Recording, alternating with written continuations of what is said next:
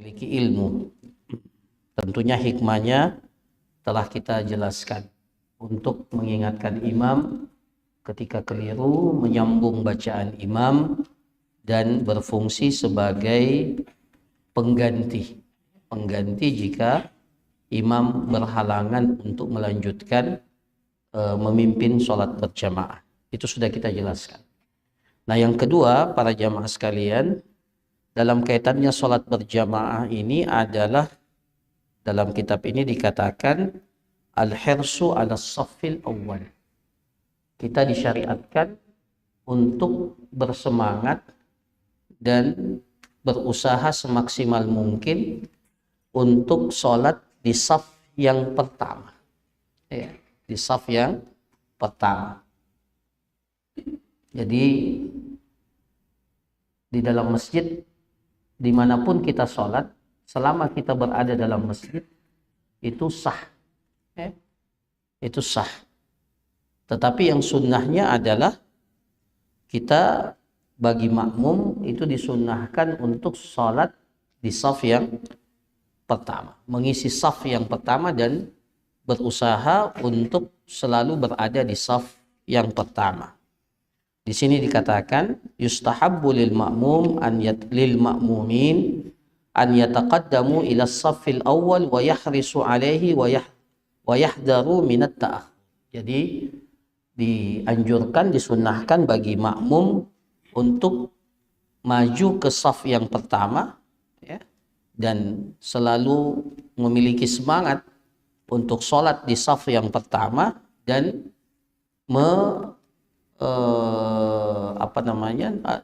dan menghindari untuk terlambat, ya, dan sholat di saf-saf yang belakang. Dalam hadis Rasulullah Sallallahu Alaihi Wasallam bersabda, taqaddamu fa'atimmu bi wal ya'tamma bikum man ba'dakum la yazalu qaumun yata'akhkharuna hatta yu'akhiruhumullah. Ya, jadi Rasulullah Sallallahu Alaihi Wasallam mengatakan taqaddamu fa'tammu bi, hendaklah kalian maju ke depan, fa'tammu bi, dan ikutlah di belakangku, kata Rasulullah. Wal ya'tamma bikum man ba'dakum, agar orang yang datang setelah kalian itu mengikuti kalian. Jadi prinsip salat berjamaah itu saf yang berada di belakang mengikuti saf yang berada di depan. Maka tentunya orang yang berada di depan itu mendapatkan pahala karena dia telah menjadi contoh bagi orang yang berada di belakangnya. Nah, siapa yang mendapatkan pahala yang paling utamanya ini adalah yang sholat di saf yang paling pertama. Karena dialah yang melihat dan menyaksikan langsung sholat di belakang imam.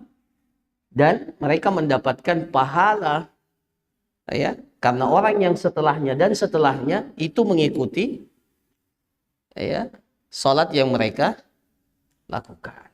Nah, makanya itulah intinya kenapa kita diperintahkan untuk berusaha semaksimal mungkin untuk sholat di saf yang terdepan.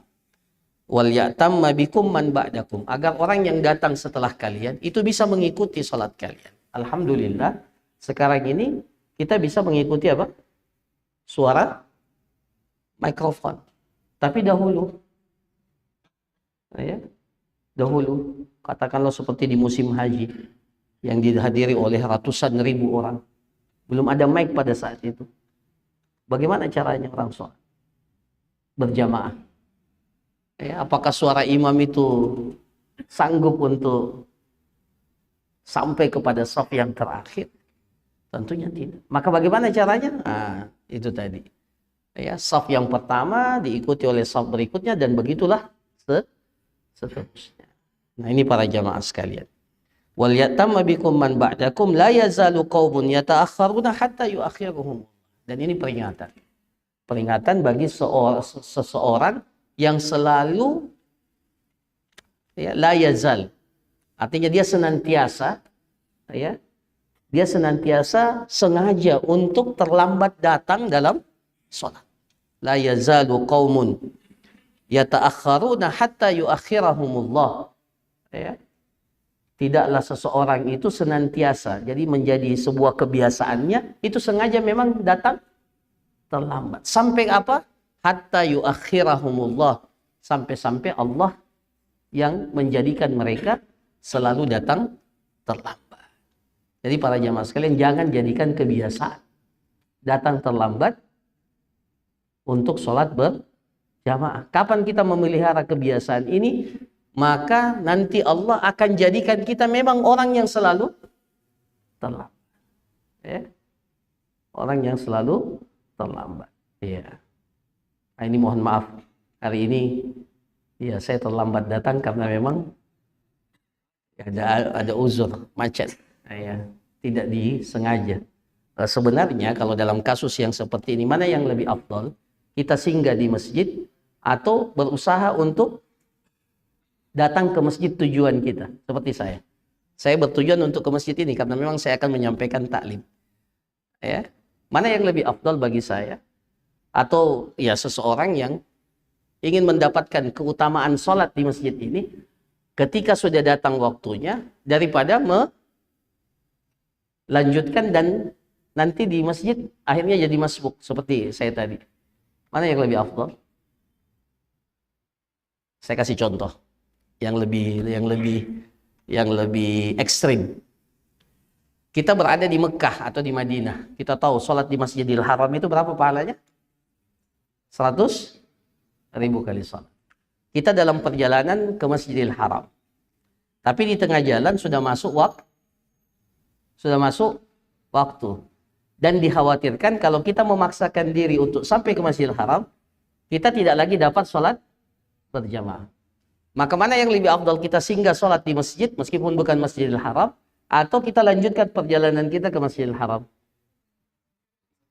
Nah, kata para ulama kita, keutamaan yang terkait dengan fadilah masjid itu digugurkan karena kita ingin mendapatkan satu kewajiban. Ya, jadi tidak lagi terkait dengan keutamaan. Jadi kita lebih afdal sebenarnya singgah. Ya, singgah karena itu berkaitan dengan apa yang menjadi kewajiban kita pada saat itu. Dan tidak sengaja dan tidak mengulur-ngulur sehingga kita mendapatkan keutamaan sholat di masjid yang kita tuju. Nah, cuma mohon maaf kalau tadi saya pertimbangannya kalau saya lagi datang agak terlambat, saya khawatir jamaahnya akan bubar. Dengan sebab itu ya ini mohon maaf, saya mengambil ijtihad untuk tetap ya harusnya saya singgah.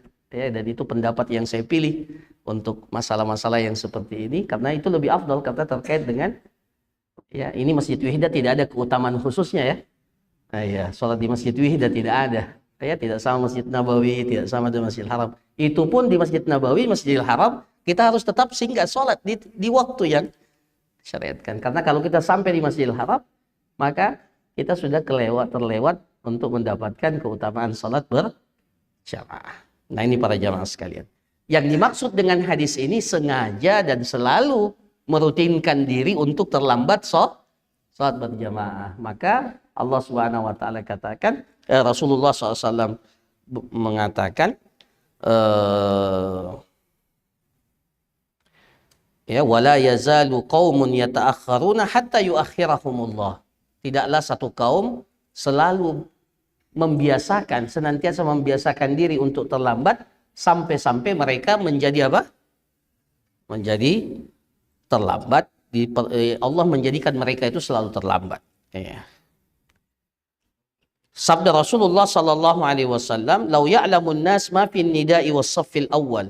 Ini dalam hadis yang lain. Kalau seandainya manusia itu tahu betapa besar keutamaan orang yang mengumandangkan azan, ma fin nida' was-saffil awwal, dan salat di saf yang pertama, summa lam yajidu, kemudian dia tidak mendapatkan keutamaan itu, illa an yastahimu alaihi lastahamu, kecuali dengan berundi maka mereka siap untuk berundi.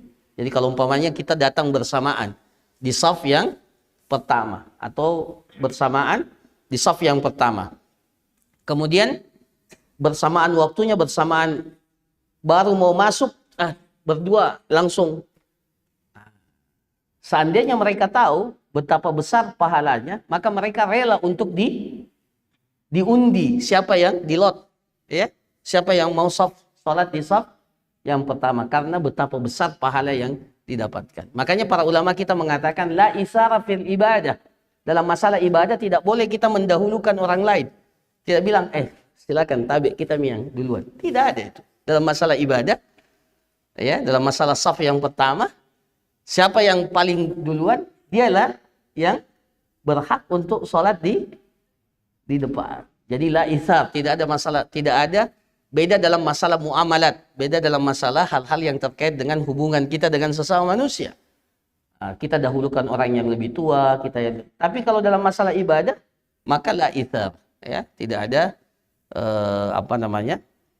isar, ya, di dalam masalah ibadah. Siapa yang datang, maka dialah yang berhak. Nah, kalau tidak dapat kecuali harus diundi, maka kata Rasulullah mereka rela untuk diundi karena keinginan mereka untuk mendapatkan keutamaan dan besarnya pahala yang didapatkan oleh orang yang sholat di saf yang pertama. Ya. Amman nisa, adapun wanita, maka yang fayustahabbu an yakunna fis sufufil mutaakhirah. Maka disunnahkan bagi mereka untuk sholat di saf yang paling akhir. Berdasarkan sabda Rasulullah sallallahu alaihi wasallam, khairu sufufir rijal awwaluha wa syarruha akhiruha. Sebaik-baik saf laki-laki itu yang terdepan dan sejelek-jelek saf laki-laki itu yang terbelakang. Wa khairu sufufin nisa, dan sebaik-baik saf wanita itu yang akhiruha, yang paling belakang, wa syarruha awwaluha, dan yang paling jelek saf wanita itu yang paling pertama, yang paling depan. Ini dalam kondisi di tempat itu atau di masjid itu tidak ada hijab. Ya, ini perlu diperhatikan. Seperti kalau kita sholat id,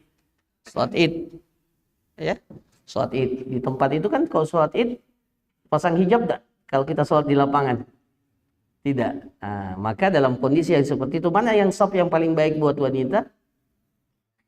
Yang paling belakang. Maka kalau dalam sholat id itu sebaiknya panitia tulis, inilah saf yang paling afdal untuk wanita.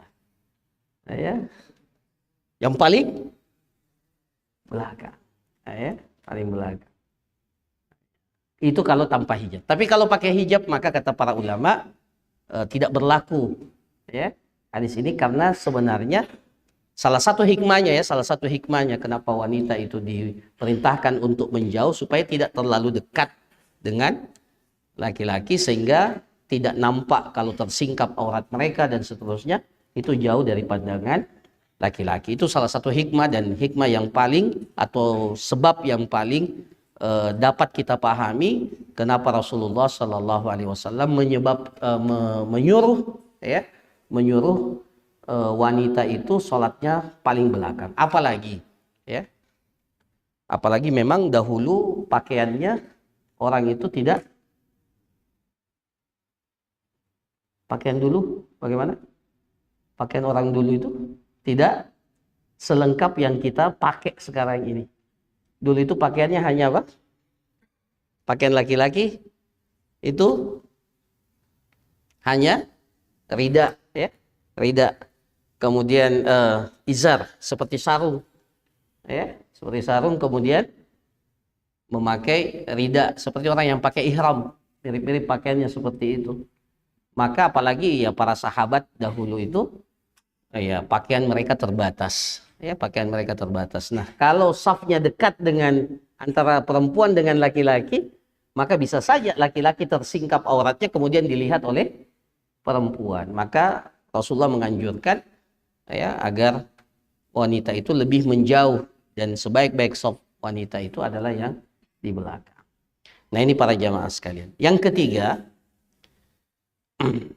taswiyatus sufuf wa taras fiha wa saddul furaj wa itmamis saffil awal fal awal. Merapikan saf. Ya. Ini dalam sholat berjamaah, merapikan saf dan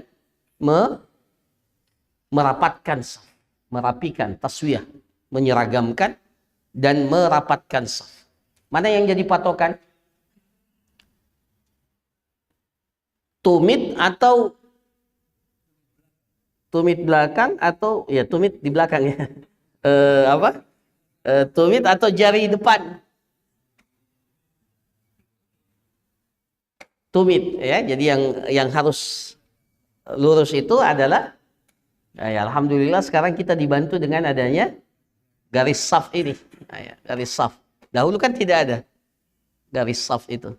Ya, jadi caranya untuk mengetahui saf itu lurus dengan lurusnya tumit belakang. Jadi diratakan, taswiyah namanya. Wataras, taras itu apa? Rapat. Ya, taswiyatu suhuf wataras fiha. Wasaddul furaj. Ya, dan menutup setiap celah yang ada. Ya. Wa itmam as-saffil awal fal awal, dan menyempurnakan saf. Salat sang imam itu diperintahkan untuk apa? Untuk memberikan arahan kepada makmum untuk merapatkan, meluruskan saf dan merapikan saf dan menutup setiap celah. Ya. Rasulullah sallallahu alaihi wasallam bersabda, "Sawwu sufufakum." Ini banyak sekali. Ternyata redaksi dari Rasulullah terkait dengan merapikan saf, merapatkan saf, yaitu banyak variasinya. Rasulullah SAW diantaranya mengatakan, "Sawwu sufufakum fa inna taswiyatas sufuf min tamamis salah." Ya, rapikan saf, rapatkan saf, karena kerapian saf itu diantara kesempurnaan salat. Ya, makanya para ulama kita mengatakan rapat dan lurusnya saf itu menjadi kewajiban kita pada saat kita akan melaksanakan salat. Ya, dan seharusnya imam memperhatikan ini dengan baik. Dia tidak memulai untuk memimpin salat sebelum memastikan bahwa safnya itu telah lurus, telah rapat. Wa an Anasin radhiyallahu an qala uqimatis shalah. Dari Anas radhiyallahu an, beliau mengatakan uqimatis shalah. Salat itu sudah diiqamah. Jadi muazzin sudah qamat. Fa aqbala alaina Rasulullah sallallahu alaihi wasallam biwajhihi. Maka Rasulullah menghadap ke kami. Jadi Rasulullah tidak langsung Allahu Akbar. Tidak. Rasulullah balik dulu. Berhadapan dengan siapa? Berhadapan dengan makmum. Fa'aqbala alaina Rasulullah sallallahu alaihi wasallam faqala aqimu sufufakum wa tarassu. Tegakkanlah, luruskanlah ya saf-saf kalian dan rapatlah. Fa inni arakum min wara'i dhahri. Karena sesungguhnya saya akan melihat kalian dari belakang punggungku. Jadi Rasulullah meskipun ini diantara mukjizat Nabi. Jadi meskipun beliau sholat, dia bisa melihat apa yang terjadi di belakang. Ya, apa yang terjadi di belakang. Ini penjelasannya para ulama. Kata para ulama, ini penglihatan yang benar. Dan ini bagian daripada mukjizat Nabi SAW bahwa beliau bisa melihat meskipun menghadap ke kiblat apa yang terjadi di belakang. Kenapa? Karena ketika pelaksanaan sholat bisa saja ada orang-orang yang tidak mau untuk merapikan dan merapatkan saf. Dalam penjelasannya terutama orang-orang munafik. Ya, orang-orang munafik memang sengaja mereka tidak ingin saf itu rapat. Mereka melaksanakan sholat dalam keadaan malas-malasan. Maka Rasulullah kasih tahu bahwa sesungguhnya kalian ini saya lihat.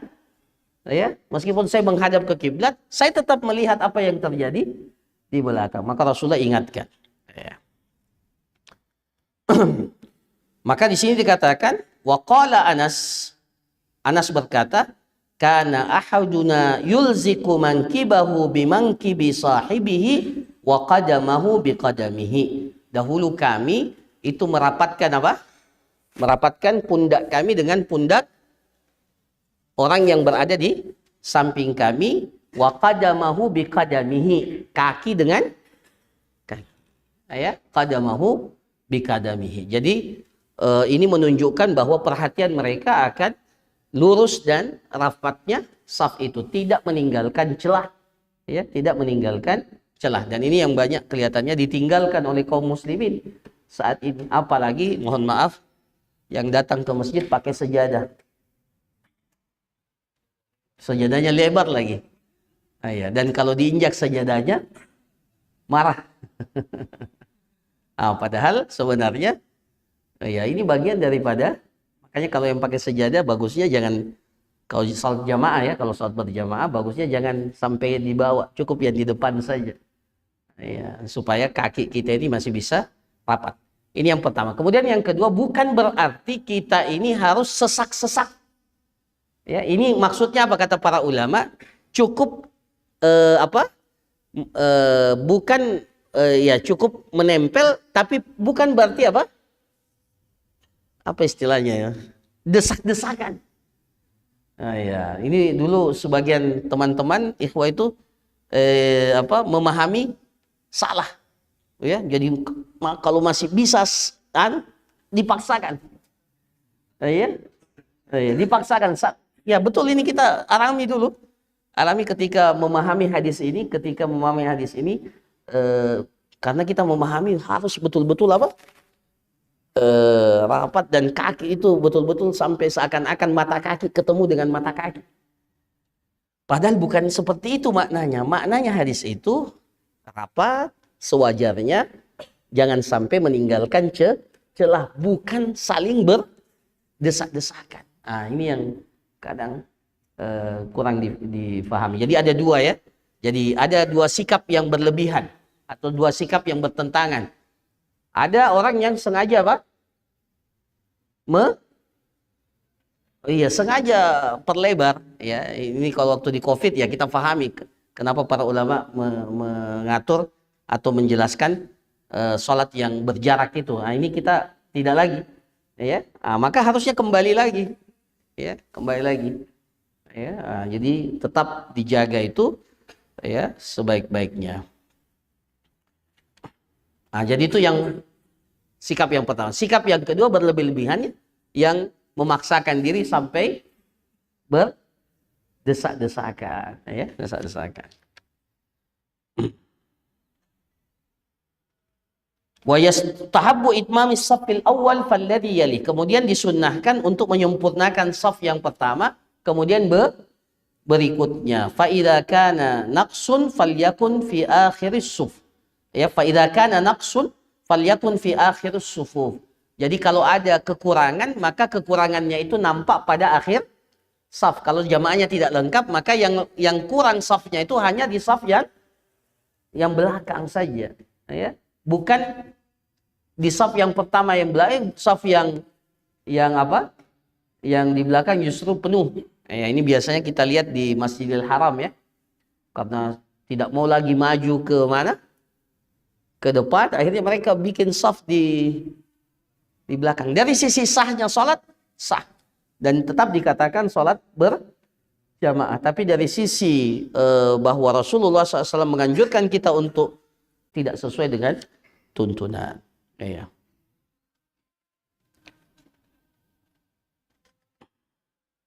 Rasulullah SAW bersabda, "Ala tasuffuna kama tasufful malaikatu inda rabbiha." Kenapa kalau kalian sholat itu tidak bersaf? Ya, tidak bersaf seperti safnya para malaikat di hadapan Rabbnya. Para sahabat bertanya, "Faqulna ya Rasulullah," wahai Rasulullah, "wa kaifa tasufful malaikatu inda rabbiha?" Bagaimana safnya para malaikat di hadapan Allah, di hadapan Rabbnya? Qala yutimmuna sufufal awal. Para malaikat itu menyempurnakan saf-saf yang pertama, wa yatarassuna fi saf, dan kemudian mereka merapatkan saf tersebut. Nah, ini yang ketiga terkait dengan pelaksanaan sholat berjamaah, terkait dengan bagaimana kita merapikan saf dan merapatkan saf itu. Yang terakhir dalam kitab ini adalah sholatul munfaridi khalfas saf. Ini sudah pernah kita jelaskan, tapi ditakkid atau diulangi lagi. Hukumnya sholat ya satu orang di belakang saf. Sholatul munfaridi khalfas saf. Dalam kitab ini dikatakan, la tasihhu sholatul rajuli wahdahu munfaridan khalfas saf. Tidak sah sholatnya seseorang yang sholat sendirian di belakang saf. Jadi dia sholat sendirian di belakang saf. Ya. Maka di sini dikatakan la tasihhu salatul rajuli wahdahu munfaridan khalfas shalah. Apa dalilnya? Dalilnya adalah sabda Rasulullah sallallahu alaihi wasallam, la salata li munfaridin khalfas shaf. Tidak ada salat bagi orang yang salat bersendirian di belakang saf. Ya. Wa ra'a Rasulullah sallallahu alaihi wasallam rajulan yusalli wahdahu khalfas shaf. Suatu ketika dalam hadis Imam Ahmad, suatu ketika Rasulullah melihat seseorang itu salat sendirian di belakang saf. Ya, Rasulullah melihat ada sahabat yang salat sendirian di belakang saf. Jadi dia salat sendiri. Sementara saf di depannya itu ada. Tapi dia memilih salat sendiri di belakang saf. Maka Rasulullah SAW katakan, fa'amarahu an yu'idas salat. Maka Rasulullah memerintahkan orang ini untuk mengulangi salatnya. Kenapa diperintahkan diulangi? Karena dianggap oleh Rasulullah tidak sah. Nah, persoalan ini para jamaah sekalian, itu diperselisihkan oleh para ulama. Ya, apa hukumnya orang sholat sendirian di belakang? Sendiri ya, sendiri, bukan berdua. Sendiri, maksudnya satu orang di belakang saf. Ya. Apa makna la salata? Tidak ada sholat bagi orang yang sholat sendirian di belakang saf. Sebagian para ulama mengatakan, yang mengatakan tidak sah. Itu yang dimaksud dengan la di situ, tidak di situ adalah tidak sah. Ya, jadi la salata itu artinya la salata sahihah, tidak sah salatnya. Ya.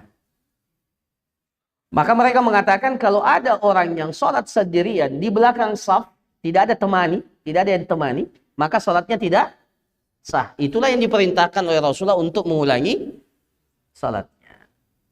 Sebagian mengatakan tidak. Yang dimaksud dengan la salata li munfaridin khalfas saf, tidak ada salat bagi seorang yang salat sendirian di belakang saf, itu maknanya la salata kamilah. Tidak sempurna salatnya, tapi tetap sah. Ya, tetap sah salatnya. Bagi orang yang salat di belakang sendirian, ya,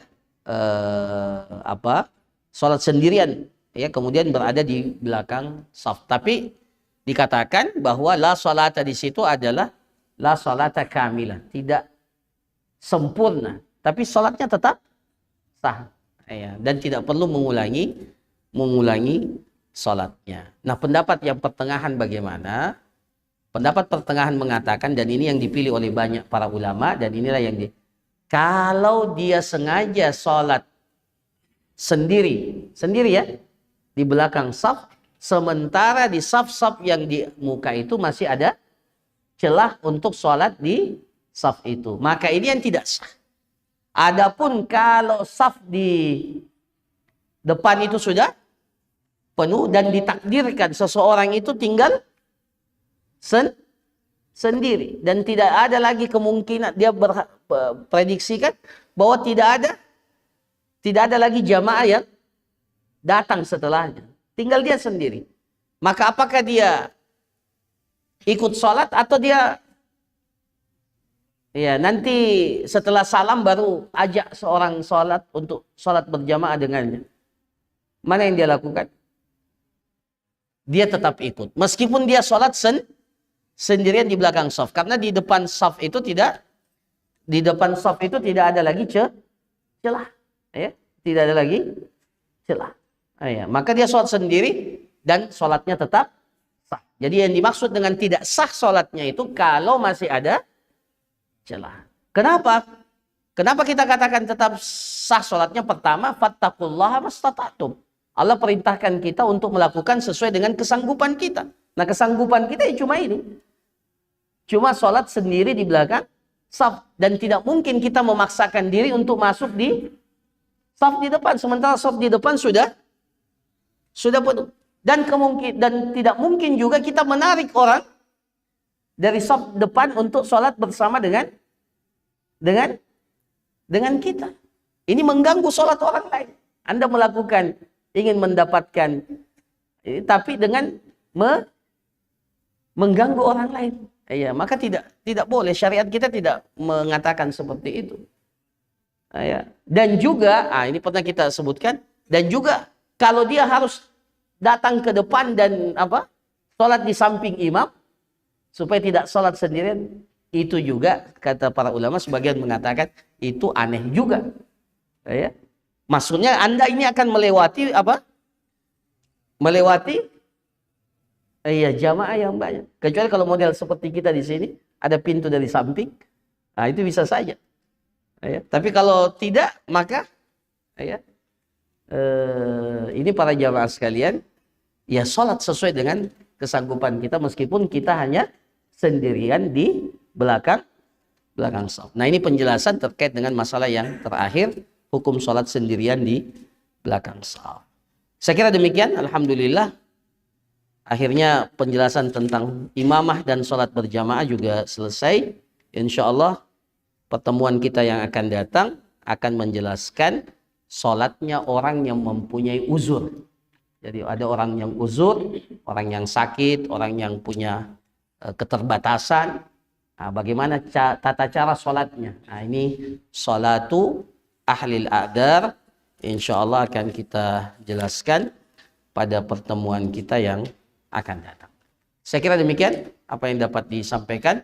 Sebelum kita tutup, kita persilahkan sampaikan, saya persilahkan. Insyaallah. Dari mana dulu? Siapa yang belum pernah bertanya? Yang di belakang sana. Iya, silakan Pak. Iya, kita. Ya.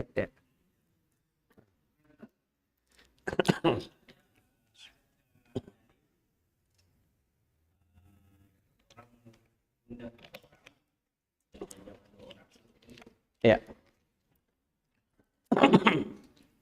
Sebenarnya tidak ada dalil khusus. Ya, saya wallahu alam sampai sekarang belum dapat. Ya. Belum dapat dalil khusus untuk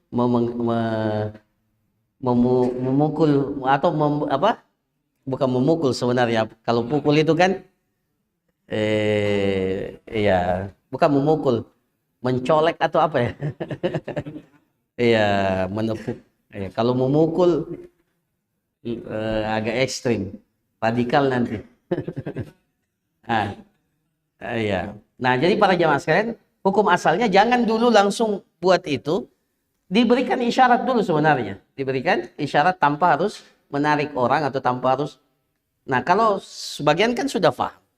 Ya, sudah paham kalau berarti dia akan mundur. Tapi biasanya ada juga yang tidak paham. Ya, tidak paham. Maka nah, dalam kondisi itu baru kita berikan kode dengan tapi bukan ditarik ini ya, diberikan kode untuk mundur.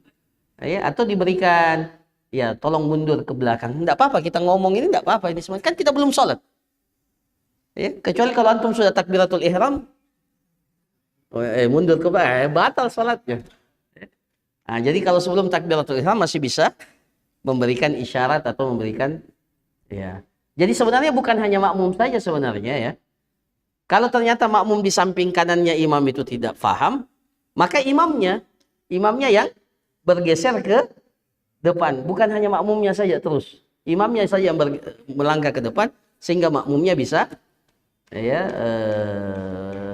makmum yang masbuk itu bisa membersamai makmum yang berada di belakang ya. Dalil khusus wallahu alam saya belum dapatkan. Ya, wallahu alam kalau ada, tapi sampai sekarang saya belum harus memberikan isyarat. Ya. Siapa lagi? Iya, silakan.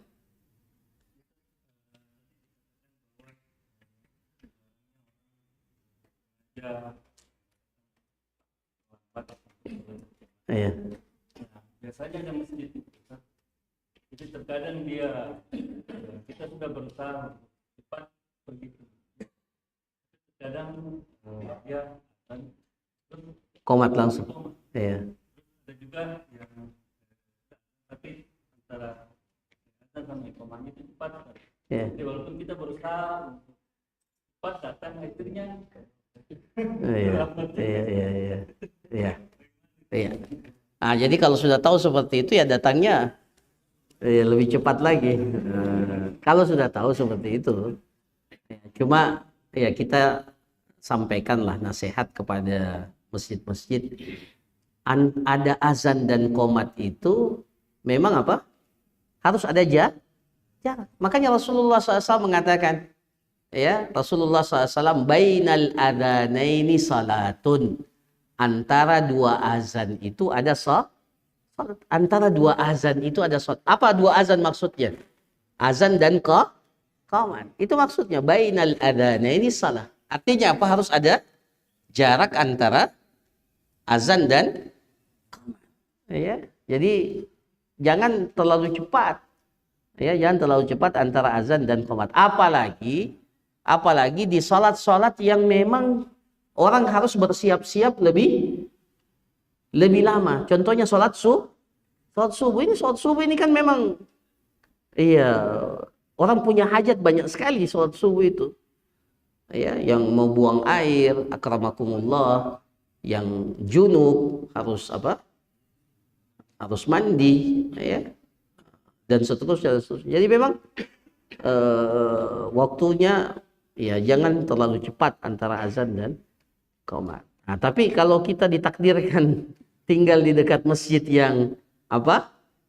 Ya seperti itu, maka ya kita harus yang lebih agresif, ya. Kita yang harus lebih tepat waktu sehingga kita tidak, ya, karena paling afdolnya itu, ya, paling afdolnya kita bertakbir bersama dengan imam. Allahu a'lam. Tapi kalau sudah diusahakan dan ternyata terlambat terus, ya, ya.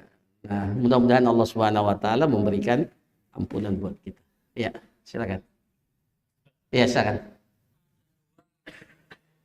Yang mana yang saya kadang dianggap mana ya ada jamaah tandingan jemaah. Dua tandingan. Ya. Kan tidak usah membuat jamaah baru sama 3 orang. Atau biasanya ini malah ada orang lagi masuk, 2 orang jamaah. Tapi di jamaah baru lagi gimana? Ya. Ya. Jadi kalau kita terlambat dan datang setelah apa ya? Setelah imam bangkit dari ruku pada rakaat yang terakhir. Bukan rakaat pertama, rakaat terakhir. Entar dulu saya jelaskan dari awal. Ya. Jadi kita dihitung mendapat 1 rakaat itu apa itu? Itu apa patokannya? Kita masih mendapatkan rukuknya imam pada rakaat yang itu dikatakan kita mendapat 1 rakaat. Nah, kalau kita sudah di luar itu maka tidak lagi mendapatkan 1 rakaat bersama dengan imam. Apa konsekuensinya? Kata para ulama, ya kita tetap sholat bersama dengan imam. Ini saya kasih tahu yang afdalnya, ya. Jadi kalau kita imam sudah bangkit dari ruku rakaat terakhir, baru kita masuk. Kita tidak dapat rukuknya. Kalau masih dapat ruku, berarti masih dapat 1 rakaat bersama dengan. Tapi kalau sudah imam bangkit, maka kita tidak dapat lagi rakaat bersama dengan imam. Maka apa konsekuensinya? Kata para ulama, kalau kita sholat, kalau kita khawatirkan tidak ada lagi yang bersama kita masbuk, maka kita sebaiknya apa? Ikut berjamaah. Tapi kalau ternyata setelah kita sholat bersama dengan imam, ternyata setelah itu ada yang setelah salam masih ada masbuk dan akhirnya membuat jamaah yang kedua. Tidak ada masalah ini, ya. Tidak ada masalah buat jamaah kedua, maka sebaiknya sholat kita itu kita ringkaskan dan kita ubah niatnya menjadi sholat sunnah dan kita ikut jamaah yang kedua. Nah, di sini posisinya jamaahnya bukan jamaah tandingan, justru jamaah yang sah, jamaah yang sah. Nah, yang dilarang itu mana yang afdal? Kita mengangkat imam dari orang yang sementara masbuk, atau kita membuat jamaah sendiri, atau boleh dua-duanya. Nah, harus salah satunya saja. Ya, jadi kalau sudah ada jamaah, maka tidak boleh bikin jamaah yang baru. Nah, jamaah yang baru itu jadi tandingan. Jadi mana yang duluan sebenarnya? Mana yang duluan? Jadi kalau kita sudah lihat, oh ada jamaah, maka kita sebaiknya ikut jamaah dan jangan membuat jamaah yang baru. Jadi tinggal dilihat mana yang lebih dahulu. Tapi sebenarnya mengangkat apa? Imam dari yang makmum itu ya dari sisi dalil juga tidak ada, anjuran juga tidak ada, larangan juga tidak ada. Ya. Jadi sebenarnya kalau kita sudah masbuk ya masing-masing menyempurnakan sholatnya, kecuali kalau kita datang belakangan dan ternyata tidak ada lagi orang yang bersama kita kecuali orang yang masbuk. Maka di situ boleh kita mengangkat imam dari orang yang masbuk itu, salah satunya, dan kita berposisi di samping kanan. Wallahu a'lam. Masih ada? Oh, masih ada, silakan. Ya. Ya. Ya. Saya bersama orang yang bersama dengan pas berdiri dia saya jadikan saya imam, sama ikuti imam beneran tadi yang Itulah itu yang saya maksud. Jadi tidak sunnah itu kita sesama makmum yang masbuk mengangkat imam lagi. Iya. Ya sudah, sholat saja. Ya, sholat saja. Sholat saja. Artinya begini. Sebenarnya mengangkat diri jadi imam itu tidak perlu niat. Tidak perlu niat. Bisa saja niatnya datang tiba-tiba. Jadi imam itu. Dalilnya apa? Rasulullah pernah sholat sendiri, sholat malam. Kemudian apa? Tiba-tiba datang Ibnu Abbas sholat di sampingnya. Maka kata para ulama, menjadikan diri sebagai imam, niat itu tidak bisa nanti di tengah sholat kita niat jadi imam. Nah, jadi kalau antum mau jadi imam ya tidak apa-apa juga sebenarnya, tapi sebaiknya tidak masing-masing saja. Ya. Nah, apa yang antum pilih ya terserah. Pada saat itu ya kalau ternyata akan mengganggu sholatnya antum, ya jadi imam sajalah. Mengganggu konsentrasi karena dia pasti akan ikut terus. Antum juga akan keraskanlah suaranya. Ya, keraskanlah suaranya. Biasanya kalau kita sholat sendiri, ini kenapa dia angkat saya jadi imam? Akhirnya kita tidak mau jadi imam, mau tetap jadi makmum, akhirnya kita mengecilkan suara. Tapi yang di samping kita ini kasihan. Dia akhirnya apa? Ikut sholat kita terus. Maka tidak apa-apa sebenarnya dalam posisi itu, karena memang mengangkat diri jadi imam itu bukan niatnya, itu tidak mesti di awal sholat. Bisa saja di pertengahan kita menjadi imam. Wallahu a'lam. Cukup? Terakhir.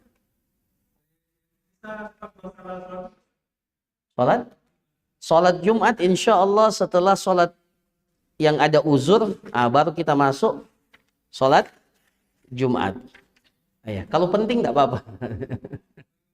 Insya Allah setelah sholat orang yang punya uzur, pembahasannya adalah tentang sholat Jumat. Insya Allah.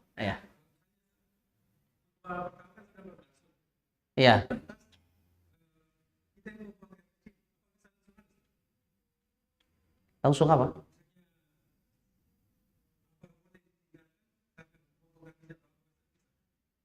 Jangankan khutbah, antum lagi sholat saja boleh tinggalkan. Karena kalau antum tidak tinggalkan sholat, bisa saja itu mengganggu sholat. Tidak ada masalah. Bisa. La salata bihadrati ta'am wala huwa yudafi'ul akhbathain. Tidak ada sholat bagi seseorang ketika makanan sudah dihidangkan, dan tidak ada sholat bagi seseorang ketika dia menahan dua kotoran ini yang mau keluar. Jadi kalau ada yang mau keluar, cepat selesaikan, cepat selesaikan dan jangan ditunda-tunda. Bahaya kalau ditunda-tunda. Bisa berbahaya, mengganggu jamaah biasanya. Iya. Dan mengganggu diri antum, akhirnya tidak konsentrasi. Ya. Barakallahu fikum, jazakumullah khairan. Wassallallahu ala nabiyina Muhammad. Subhanakallahumma rabbana wa bihamdika asyhadu an la ilaha illa anta astaghfiruka wa atubu ilaik. Wa sallallahu ala nabiyina Muhammad wa ala alihi washabbihi ajma'in. Assalamualaikum warahmatullahi wabarakatuh.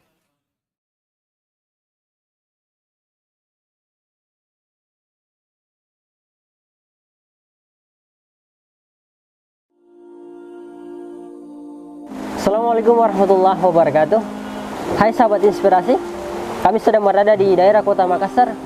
Hari ini tepat berada di lokasi pembangunan rumah tahfiz yang rencananya akan dibangun 3 lantai dan akan menampung beberapa santri yang akan belajar di sini.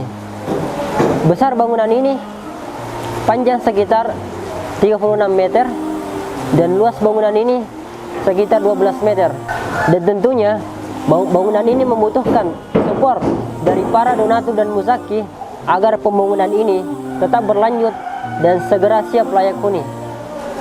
Dan terima kasih kepada donatur dan muzaki yang telah memberikan dukungan sampai saat ini. Semoga menjadi pemberat timbangan amal di akhirat nanti. Saya Ashari dari Wahda Inspirasi Zakat. Assalamualaikum warahmatullahi wabarakatuh.